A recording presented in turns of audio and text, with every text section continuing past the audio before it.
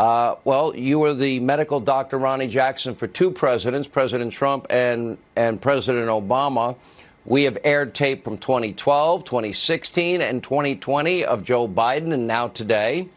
Donald Trump took a cognitive test. He got 30 out of 30 right. I hear it's a very difficult test.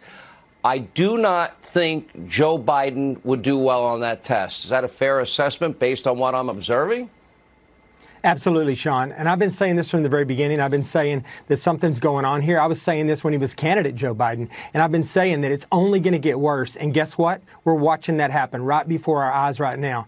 And I'm at the point right now where, I went from, telling people we should be concerned about what might potentially be going on to now saying, hey, what is happening right now? Where are the people in our academic medicine that were out there calling for President Trump to have a cognitive test? Where are these people? There's something seriously going on with this man right now. And, I think that he's either going to resign. They're going to convince him to resign from office at some point in the near future for medical issues, or they're going to have to use the 25th Amendment to get rid of this man right now. There's some serious stuff going on right now. And if they do that, it'll be the president's cabinet that initiates that. And if you got to imagine, if you're a cabinet member right now, if you're the president's Secretary of Defense or Secretary of Treasury or his Attorney General, you have to be looking at him right now and thinking to yourself, like, what is going on? Can I take direction from this man right now? And I think that's going to start happening pretty soon. I think there's going to be some serious pushback from the White House and from the left to do something about what's going on, because you mentioned in your opening, this is a national security issue at this point, Sean. It really is.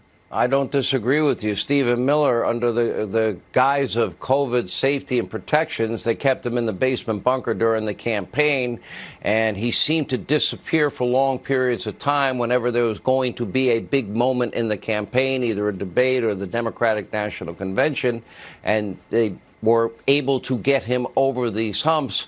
But I think now a question becomes very valid. Who knew what when about Joe's cognitive decline? And why did they not speak out? And frankly, what about the people closest to him that knew about it? Why did they allow this to continue?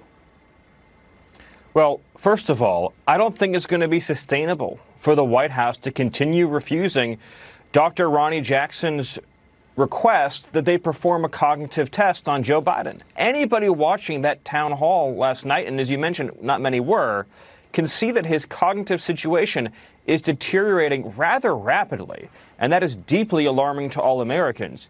You also raised the issue about these long absences where he would disappear before a major event. What were they doing during that time period?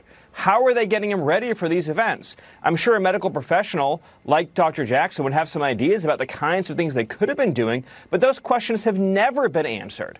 The last thing I'll say about this that's so important right now is that it has real policy implications for our country. Who's making decisions about COVID? Who's making decisions about the border? Who's making decisions about Russia and the Nord Stream pipeline? Because clearly it is not Joe Biden.